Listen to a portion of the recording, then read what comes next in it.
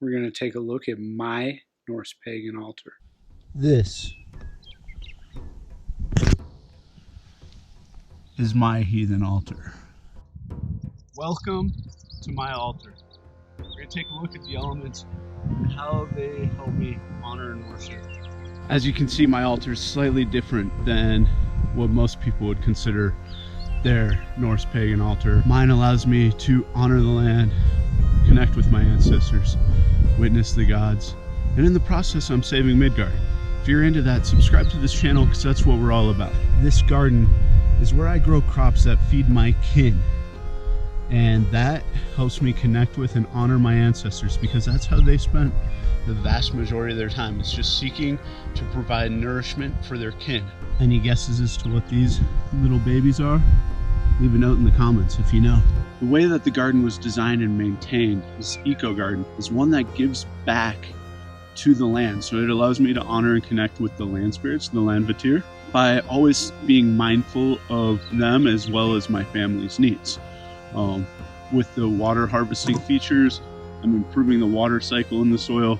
I have a lot of crops, quote unquote, growing that are there strictly just to benefit the land. If you want to learn more about that, you should check out the video in the corner of your screen right now.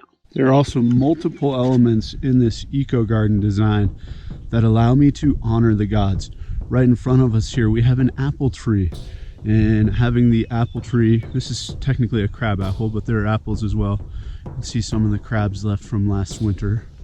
But this is one way to honor and connect with Idun. I also have antlers placed throughout the garden, and these are obviously in reverence to the Lord Freyr, a deity that I work with not exclusively but very frequently, and so they are located throughout the garden. And they also have the joint purpose of, as they break down, they're helping mineralize the soil and build a healthier system. But they remind me daily when I'm out here working to give thanks and honor the Lord Freyr. And then throughout the garden, I've got multiple healing herbs, which allow me to connect with and pay homage to Air, the goddess of healing. If you know what this little beauty is, leave a note in the comments.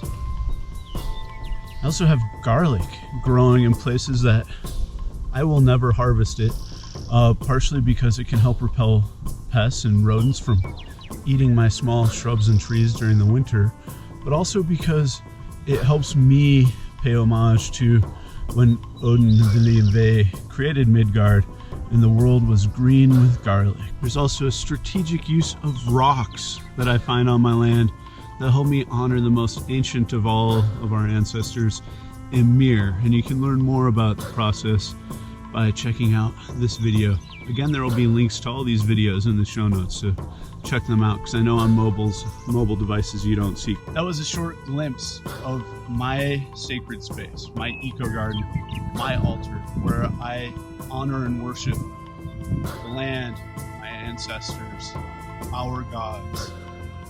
I do realize that not everyone has the access to land to create such a sacred space.